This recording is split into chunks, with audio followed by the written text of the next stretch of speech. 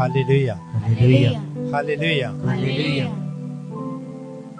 ദൈവത്തെ സ്തുതിച്ചും മഹത്വപ്പെടുത്തിയും അവന്റെ വചനങ്ങൾ ശ്രവിച്ചും നമ്മുടെ ഹൃദയം ജ്വലിച്ചുകൊണ്ടിരിക്കുന്ന നിമിഷമാണ്. ഒരു നിമിഷം നമ്മുടെ ഹൃദയങ്ങളിലേക്ക് നമുക്കൊന്ന് കടന്നു പോകാം. നമ്മുടെ ഹൃദയം ജ്വലിക്കുന്നുണ്ടോ? Price the Lord. ചിലരുടെ ഹൃദയം ജ്വലിക്കുന്നുണ്ട്, ചിലർക്ക് ഹൃദയം ജ്വലിക്കുന്നതായിട്ട് അനുഭവപ്പെടുന്നില്ല. ജീവിത ഭാരങ്ങളും ക്ലേശങ്ങളും നമ്മൾ ഓരോരുത്തരും നേരിടുന്ന നിരവധിയായ പ്രശ്നങ്ങൾ പലപ്പോഴും നമ്മുടെ ഹൃദയത്തില് ദൈവാത്മാവിന്റെ ജ്വലനം സാധ്യമാക്കാതെ വരുന്നു.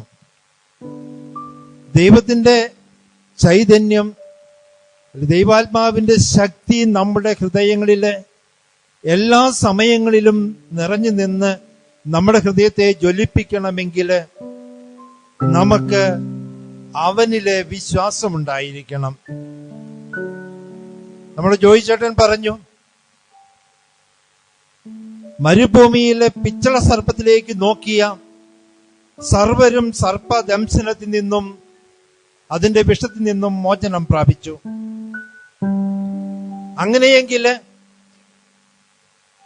ദൈവത്തിന്റെ പരിശുദ്ധാത്മാവിനെ സ്വീകരിച്ച് പരിശുദ്ധാത്മാവിനാൽ നിറഞ്ഞ് ജീവിക്കുന്ന നമ്മുടെ ജീവിതത്തിലെ ഒരു തരത്തിലുള്ള വിഷമാലിന്യങ്ങളും കുടികൊള്ളുന്നില്ല. കാരണം അവര് പിത്തള സർപ്പത്തിലേക്ക് നോക്കിയപ്പോൾ ദൈവത്തിന്റെ വചനത്താൽ അവർ രക്ഷപ്പെട്ടു. എന്നാൽ വചനമായ യേശു ക്രിസ്തു തന്റെ ജീവിതം നമുക്ക് വേണ്ടി ബലിയായി തന്ന് സ്വർഗാരോഹണം ചെയ്ത് പരിശുദ്ധാത്മാവിനെ നമുക്ക് വാഗ്ദാനം ചെയ്ത് നിത്യമായി നമ്മളോട് ഇരിക്കുവാൻ ഒരു സഹായകനെ നൽകിയതിലൂടെ എപ്പോഴും നമ്മളോടുകൂടെ ഈ സഹായകൻ ഉള്ളത് കൊണ്ട് നമ്മളിൽ ഒരു തരത്തിലുള്ള പാപത്തിന്റെ വിഷവും മാലിന്യവും നമ്മുടെ ഹൃദയങ്ങളിലേക്ക് തങ്ങി നിൽക്കേണ്ടതായിട്ടില്ല. എന്നാൽ ഈ പ്രത്യാശയും ഈ രക്ഷയും ഈ സ്വർഗീയ അനുഭവം നമുക്ക് ഉണ്ടെങ്കിലും ജീവിത ക്ലേശങ്ങള്, ഭാരങ്ങള് പലപ്പോഴും നമ്മുടെ മനസ്സിനെ തളർത്തിക്കളയുന്നു. ഹൃദയം ജ്വലിക്കാതെ ജീവിതത്തിലെ നൈരാശ്യം കൊണ്ട് മറ്റുള്ളവരെ വെറുത്ത്, നമ്മളായിരിക്കുന്ന ഇടത്തെ വെറുത്ത്, പലപ്പോഴും സഭയെ വെറുത്ത്, വൈദികരെ വെറുത്ത്, ചുറ്റുപാടുമുള്ളവരെ വെറുത്ത്, സഹോദരങ്ങളെയും അധികാരികളെയും വെറുത്ത് ജീവിതം പാഴായി പോകുന്ന അവസ്ഥ നമ്മുടെ ഓരോരുത്തരുടെയും ജീവിതം പരിശോധിച്ചാൽ കണ്ടെത്തുവാൻ കഴിയും. എഫെസോസ് 2:18 പറയുന്നു, അതിനാൽ അവനിലൂടെ ഒരേ ആത്മാവിൽ ഇരുകൂട്ടർക്കും പിതാവിന്റെ സന്നദ്ധിയിൽ പ്രവേശിക്കാൻ സാധിക്കുന്നു. അതിനാൽ ഏതിനാൽ വിദൂരസ്ഥരായിരുന്ന നിങ്ങളോടും സമീപസ്ഥരായിരുന്ന ഞങ്ങളോടും ദൈവത്തിന്റെ വചനം ഒരേപോലെ പറയുന്നു എന്ന് പൗലോസ് പറഞ്ഞു. അപ്പോൾ നിങ്ങൾക്കും ഞങ്ങൾക്കും, എനിക്കും നിങ്ങൾക്കും ഒരേ ആത്മാവിനാൽ അവനിലൂടെ പിതാവിന്റെ സന്നദ്ധിയിൽ പ്രവേശിക്കുവാൻ സാധിക്കുന്നു. അത് പരിശുദ്ധാത്മാവിന്റെ ശക്തിയാല് യേശുക്രിസ്തു നമുക്കായിട്ട് നേടിത്തന്ന സ്വർഗീയ സൗഭാഗ്യത്തിലേക്ക് നമുക്ക് ഓരോരുത്തർക്കും പ്രവേശിക്കുവാൻ സാധിക്കും. അതുകൊണ്ട് ഇനിമേൽ നിങ്ങൾ അന്യരോ പരദേശികളോ അല്ല, വിശുദ്ധരുടെ സഹപൗരരും ദൈവഭവനത്തിലെ അംഗങ്ങളുമാണ് എന്ന് ഏറ്റുപറഞ്ഞു. കുറച്ചു സമയം മുമ്പ് നമ്മള് ബ്രദർ ജോബിയുടെ സ്തുതി ആരാധനയുടെ നിമിഷങ്ങളിൽ അത് ഒരുപക്ഷെ നമ്മൾ മറന്നുപോയിരിക്കും. നമ്മൾ വിശുദ്ധ ഗണമാണെന്നും സ്വർഗത്തിലെ സഹപൗരരാണെന്നും ദൈവത്തിന്റെ ഭവനത്തിലെ അംഗങ്ങളാണ് എന്നും ഏറ്റുപറഞ്ഞുകൊണ്ട് നമ്മൾ ദൈവത്തെ ആരാധിച്ചു.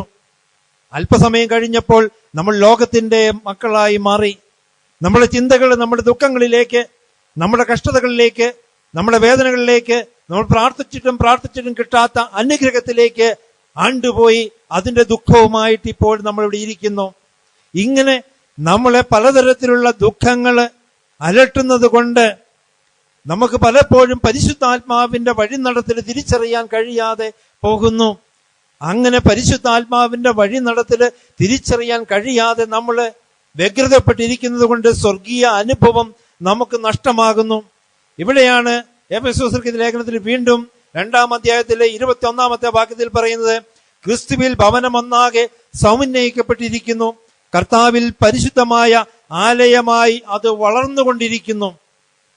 കർത്താവിൽ ഒരു പരിശുദ്ധമായ ആലയമായി നമ്മളുടെ ഹൃദയം വളർന്നുകൊണ്ടിരിക്കണം.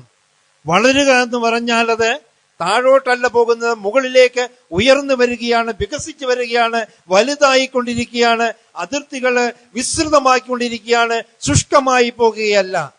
ഇങ്ങനെ പരിശുദ്ധാത്മാവില് നമ്മൾ ഒരാലയമായി വളരുന്നതിന് പകരം പലപ്പോഴും നമ്മുടെ ഹൃദയത്തില് നൊമ്പരങ്ങള്, അമർഷം, വെറുപ്പ്, മറ്റുള്ളവരുള്ള വൈരാഗ്യ ചിന്തകള് നിറഞ്ഞു വരുന്നതുകൊണ്ട് നമ്മളുടെ ഹൃദയം പരിശുദ്ധാത്മാവിനാല് വളരുകയല്ല, മറിച്ച് ദൈവത്തിന്റെ ആത്മാവിന്റെ ചൈതന്യം വിട്ടകന്ന് ലോകത്തിന്റെ അരൂപിയുടെ പ്രേരണയ്ക്ക് വശംവദരായി ലോക ചിന്തകളാല്, ലോകത്തിലുള്ള മറ്റുള്ളവരുടെ സുഖങ്ങളില്, സന്തോഷങ്ങളില് നമ്മൾ പലപ്പോഴും ലക്ഷ്യം വെച്ചുകൊണ്ട് ജീവിക്കുന്നത് കൊണ്ട് നമ്മുടെ ഹൃദയത്തില് ദൈവത്തിന്റെ വമനം വളർന്നു വരികയല്ല ചെയ്യുന്നത്, മറിച്ച് ശുഷ്കമായി പോകുകയാണ് ചെയ്യുന്നത്. അതിന്റെ കാരണം പരിശുദ്ധാത്മാവിന്റെ സജീവമായ സാന്നിധ്യത്താല് നമുക്ക് നിറയുവാനും അവന്റെ സജീവമായ സാന്നിധ്യം അറിയുവാനും സാധിക്കാതെ ഈ ലോകത്തിന്റെ ചിന്തകളിലേക്ക് വീണു പോകുന്നതുകൊണ്ടാണെന്ന് എഫെസോസ്യർക്ക് എഴുതിയ ലേഖനത്തിലൂടെ പൗലോസ് ശ്ലീഹ അവരെയും നമ്മളെയും ഓർമ്മിപ്പിക്കുന്നു. അങ്ങനെ 22-ാമത്തെ വാക്യത്തിൽ പറയുന്നു, പരിശുദ്ധാത്മാവിൽ ദൈവത്തിന്റെ വാസസ്ഥലമായി നിങ്ങളും അവനിൽ പണിയപ്പെട്ടുകൊണ്ടിരിക്കുന്നു. Praise the lord. ഹല്ലേലൂയ, ഹല്ലേലൂയ. ദൈവത്തിന്റെ വാസസ്ഥലമായിട്ട് നമ്മളെ പണിയപ്പെട്ടിരിക്കുന്നത് പരിശുദ്ധാത്മാവിനാലാണ്. ഈ പരിശുദ്ധാത്മാവിനാലാണ് നമ്മുടെ ഹൃദയം ദൈവത്തിന് വസിക്കാൻ യോഗ്യമായ ഒരു വിശുദ്ധമായ ഇടമായി തീരുക. അപ്പോൾ നമ്മുടെ ഹൃദയത്തിലെ ദൈവത്തിന് വസിക്കുവാൻ യോഗ്യമായ രീതിയിൽ പരിശുദ്ധാത്മാവിന്റെ പ്രേരണയ്ക്ക് അനുസൃതമായി നമ്മുടെ ജീവിതത്തെ നമ്മൾ ക്രമീകരിക്കുന്നില്ല എങ്കിൽ നമ്മുടെ ഹൃദയത്തില് ദൈവമല്ല വസിക്കുക.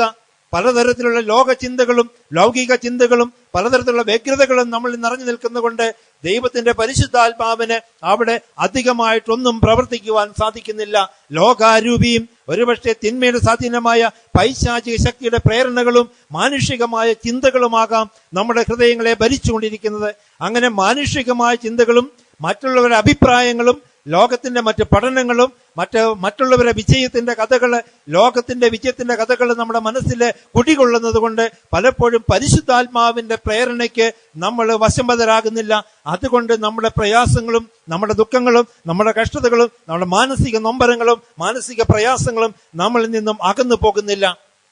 അങ്ങനെ നമ്മള് ദൈവത്തിന്റെ ആത്മാവിന് ചേരുന്ന, ദൈവത്തിന്റെ ആത്മാവിന്റെ ചിന്തയ്ക്ക് പ്രേരണയ്ക്ക് ചേരുന്ന രീതിയിൽ ചിന്തിക്കുകയും പ്രവർത്തിക്കുകയും ചെയ്യാത്തത് കൊണ്ട് ഒത്തിരി ക്ലേശങ്ങൾ നമ്മുടെ ജീവിതത്തിൽ ഇന്ന് നമ്മൾ അനുഭവിക്കുന്നുണ്ട്. ഇന്ന് രാവിലെ 5 മണിക്ക് എന്നെ ഫോണില് ഒരു സ്ത്രീ വിളിച്ചപാടെ ചോദിച്ചു, വിൽസനാണോ എന്ന് ചോദിച്ചു. സ്വരം കേട്ടപ്പോൾ തന്നെ മനസ്സിലായി എന്തോ പന്തികേടുണ്ടെന്ന്. അതേന്ന് പറഞ്ഞു. അപ്പോൾ ഒരു പണം കിട്ടാത്തതിനെ കുറിച്ച് സ്ട്രോങ് ആയിട്ട് എന്നോട് പറയുകയാണ്. ഞാനിങ്ങനെ ആലോചിച്ചു, ഞാൻ ആർക്കും പണം കൊടുക്കാനില്ല.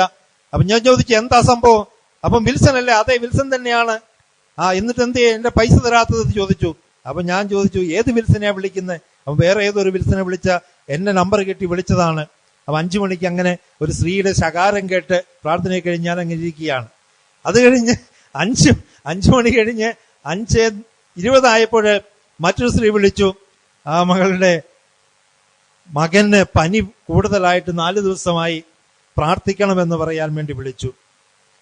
അപ്പൊ ഓരോ തരത്തിലും ഓരോരുത്തരും വ്യതപ്പെട്ടിരിക്കുമ്പോൾ പരിശുദ്ധാത്മാവിന്റെ ഹിതത്തിന് തിരിച്ചറിയാതെ അമർഷം കൊണ്ട് പണം കിട്ടാത്തതിന്റെയും അല്ലെങ്കിൽ അതുപോലെ മറ്റു പല കാര്യങ്ങൾ നടക്കാത്തതിന്റെയും സങ്കടം മൂലവും ദേഷ്യം മൂലവും ദൈവാത്മാവിന്റെ കൃപ നഷ്ടപ്പെട്ട് മാനുഷിക അരൂപിയിലോ അല്ലെങ്കിൽ ധനത്തിന്റെ മോഹത്തിലോ അകപ്പെട്ട് സംസാരിക്കുകയും ചിന്തിക്കുകയും ചെയ്യുമ്പോൾ ദൈവിക സമാധാനം നമുക്ക് നഷ്ടപ്പെട്ടു പോകും.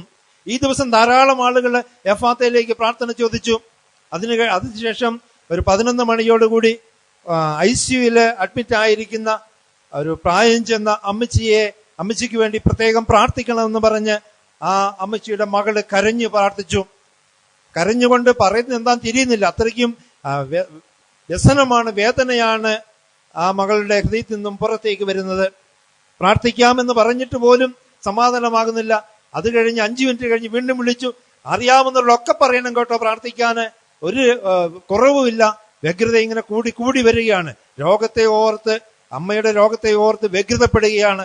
ഹൃദയത്തിൽ ശാന്തതയും സമാധാനവും സന്തോഷവും നമുക്ക് ഇതുപോലുള്ള പ്രതിസന്ധികളിൽ അനുഭവിക്കാൻ കഴിയാത്തത് ദൈവത്തിന്റെ ഹിതം തിരിച്ചറിയാനും പരിശുദ്ധാത്മാവിന്റെ വഴി നടത്തൽ എന്താണെന്ന് ബോധ്യമാക്കാൻ കഴിയാത്തതും കൊണ്ട് സാധാരണ മനുഷ്യരായി നമ്മൾ മാറുന്നത് കൊണ്ടാണ് പലപ്പോഴും നമ്മുടെ ജീവിത വ്യഗ്രതകളിലെ ദൈവത്തിന്റെ ഹിതവും പരിശുദ്ധാത്മാവിന്റെ വഴി നടത്തലും നമുക്ക് തിരിച്ചറിയാൻ കഴിയാതെ വരുന്നത്.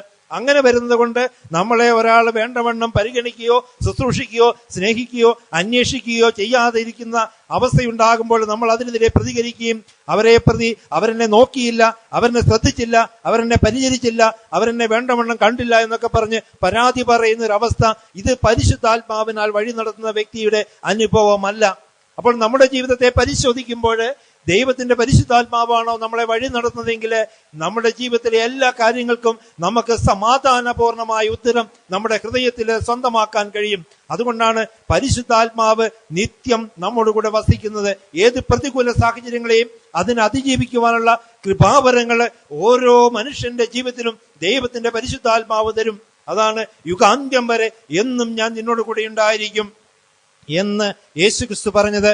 അവന്റെ പരിശുദ്ധാത്മാവ് മുഖാന്തരം എല്ലാ കാര്യങ്ങളിലും നമുക്ക് സമാധാനത്തിന്റെ അരൂപിയെ സ്വീകരിക്കുവാൻ നമ്മുടെ ഹൃദയങ്ങളെ നമുക്കൊരുക്കാം. അതിനായിട്ട് നമുക്ക് എഴുന്നേറ്റ് നിൽക്കാം.